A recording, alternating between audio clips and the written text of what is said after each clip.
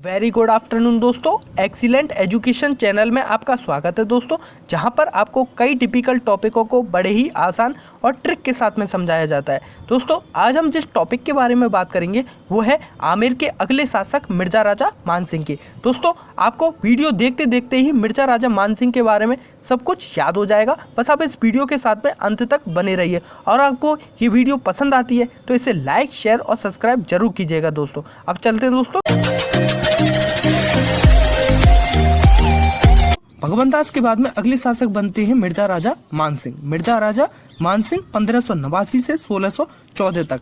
दोस्तों मानसिंह इनका नाम था और मिर्ज़ा राजा इनको उपाधि मिली थी। मिर्ज़ा राजा की जो उपाधि थी वो अकबर ने दी थी। ये अब उपाधि कब मिली थी और क्यों मिली थी इसके बारे में दोस्तों हम बाद में चर्चा करेंगे। दोस्तों मानसिंह का जो जन्म है वो 2 दिसंबर 1550 को मौजमाबाद स्थान पर हुआ था। सांगा ने अपने मामा जैसी के सहयोग से इस मौजमाबाद पर अधिकार किया था और इसी मौजमाबाद में जन्म होता है मानसिंह का 2 दिसंबर 1550 को। दोस्तों 1550 से 1562 आ जाती है और 1562 में मानसिंह की जो बुआ थी हरकाबाई का विवाह अकबर के साथ में होता है।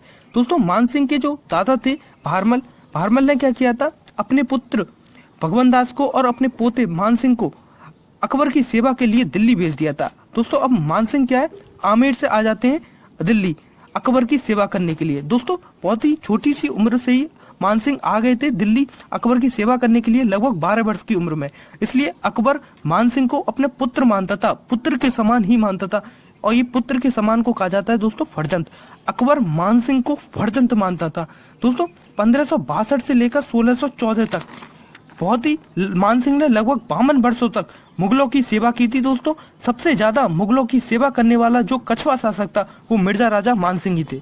1572 आ जाती है और 1572 में क्या होता है, अकबर भगवंतास को एक गुजरात अभियान पर भेजता है इब्राहिम हुसैन मिर्जा के विरुद्ध। दोस्तों भगवंतास क्या करते हैं, अपने पुत्र मानसिंह को युद्ध कौशल की कलाएं सिखाने के लिए इस गुजरात अभियान पर लेकर जाते हैं। दोस्तों ये मानसिंह का पहला अभियान था, गुजरात अभियान। लेकिन दोस्तों बतौर सेनापति के तौर पर जो मानसिंह का पहला अभियान था वो था हल्दी घाटी का युद्ध, जो मानसिंह और महाराणा प्रताप के बीच में लड़ा गया था 1576 में। दोस्तों ये हल्दी घाटी का युद्ध हुआ क्यों था, दोस्तों 1576 में मेवाड़ का शासक था महाराणा प्रताप। अकबर ने महाराणा प्रताप को प्रस्ताव दिया था कि वे महाराणा प्रताप को आधा हिंदुस्तान दे देंगे, बस अकबर की गुलामी कर लें। महाराणा प्रताप ने अकबर को जवाब दिया कि वे सर कटवा देंगे पर गुलामी नहीं करेंगे। दोस्तों अकबर महाराणा प्रताप की इस बात से नाराज हो जाते हैं और बतौर सेनापति मानसिंह को महाराणा प्रताप के विरुद्ध हल्दी घाटी के मैदान में युद्ध लड़ने के लिए भेजते हैं। दोस्तों मानसिंह अकबर से वादा करते हैं कि वे महाराणा प्रताप को इस हल्दी घाटी के युद्ध में बंदी बनाकर लाएंगे, तभी अपना चेहरा अकबर को दिखाएंगे। दोस्तों मानसिंह अपने वचन में सफल नहीं हो पाते। मानसिंह हल्दी घाटी के युद्ध में महाराणा प्रताप को बंदी बनाने में असफल रहते हैं और हार के साथ दिल्ली लौट आते हैं। मानसिंह जब दिल्ली आते हैं तो अकबर जो होते हैं मानसिंह से नाराज हो जाते हैं, क्योंकि दोस्तों मानसिंह ने अकबर से वादा किया था कि वे महाराणा प्रताप को बंदी बनाकर लाएंगे, इसलिए अकबर मानसिंह से नाराज हो जाते हैं। लेकिन दोस्तों कुछ समय पश्चात अकबर मानसिंह को माफ भी कर देते हैं। 1581 में अकबर मानसिंह को काबुल अभियान पर भेजता है हकीम का सूरी के विरुद्ध। दोस्तों मानसिंह काबुल अभियान में हकीम का सूरी और उसके सेनापति सुलेमान को पराजित करते हैं और काबुल पर विजय प्राप्त करते हैं। काबुल अभियान दोस्तों मानसिंह की प्रथम विजय थी।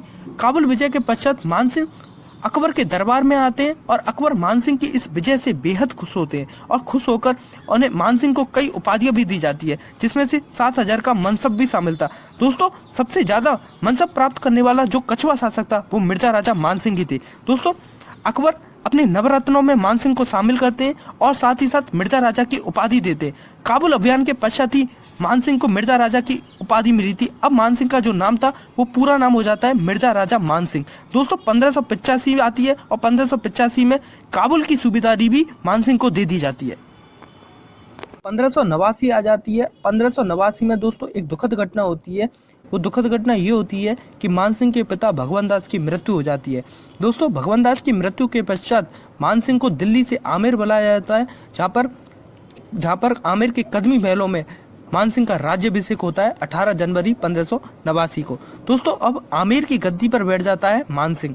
दोस्तों मानसिंह के कई दरबारी कवि और विद्वान भी थे आमेर के अंदर, जिनमें थे दोस्तों जगन्नाथ, जिन्होंने मानसिंह कीर्ति मुक्तावली लिखी थी। दूसरे थे दोस्तों दादू दयाल, जिन्होंने बाड़ी ग्रंथ लिखा था। तीसरे थे दोस्तों बाकीदास, चौथे थे हरिदास और पांचवे थे सुंदरदास। दोस्तों इनको याद रखने की एक शॉर्ट ट्रिक है, आपको सिर्फ याद रखना है कि दादू हरि सुंदर है, बाकी सब जगन्नाथ। दादू हरि सुंदर है, बाकी सब जगन्नाथ। दादू से हो जाएगा दोस्तों दादू दयाल, हरि से हो जाएगा हरिनाथ, सुंदर से हो जाएगा सुंदरदास और बाकी से हो जाता बाकीदास और जगन्नाथ। दोस्तों आमेर में एक राजकवि भी थे मानसिंह के, जिनका नाम था हापा बारहट। दोस्तों जब कभी अकबर मानसिंह को किसी युद्ध में भेजते थे तो मानसिंह आमेर का कार्यभार इन्हीं लोगों के हाथों सौंप कर जाते थे। मानसिंह ने अकबर के लिए काबुल विजय प्राप्त की 1581 में, बिहार जीत लिया 1587 में। बिहार विजय के पश्चात बिहार के एक गया नामक स्थान पर महादेव मंदिर का निर्माण कराता है मानसिंह। बिहार के एक स्थान पर अपनी बहन मानबाई के नाम पर मानपुर कस्बा बसाता है। दोस्तों उड़ीसा विजय प्राप्त की 1592 में। मानसिंह ने अकबर के लिए काबुल जीत लिया, बिहार जीत लिया, उड़ीसा जीत लिया, लेकिन दोस्तों बंगाल विजय प्राप्त नहीं कर पा रहे थे मानसिंह। अकबर मानसिंह को बंगाल अभियान पर भेजते हैं 1594 में। दोस्तों उस समय बंगाल दो भागों में विभाजित था, पूर्वी बंगाल और पश्चिमी बंगाल। दोस्तों पश्चिमी बंगाल की एक जगह थी जिसका नाम था ढाका, उस ढाका का शासक था केदार कायद। दोस्तों मानसिंह ने इस ढाका क्षेत्र पर 20 बार आक्रमण किए थे, लेकिन दोस्तों 20 बार वे इस ढाका के शासक केदार कायद को नहीं हरा पा रहे थे।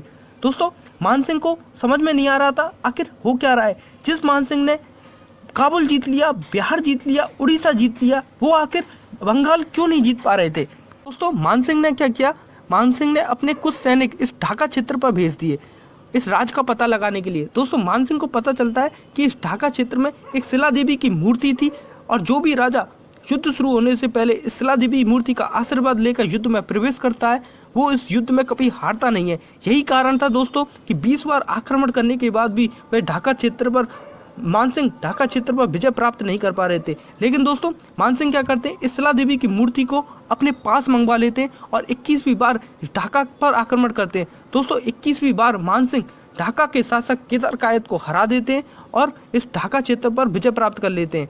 दोस्तों मानसिंह क्या करते हैं, बंगाल विजय के पश्चात अकबर के नाम पर एक नगर बसाते हैं जिसे अकबर नगर कहते हैं।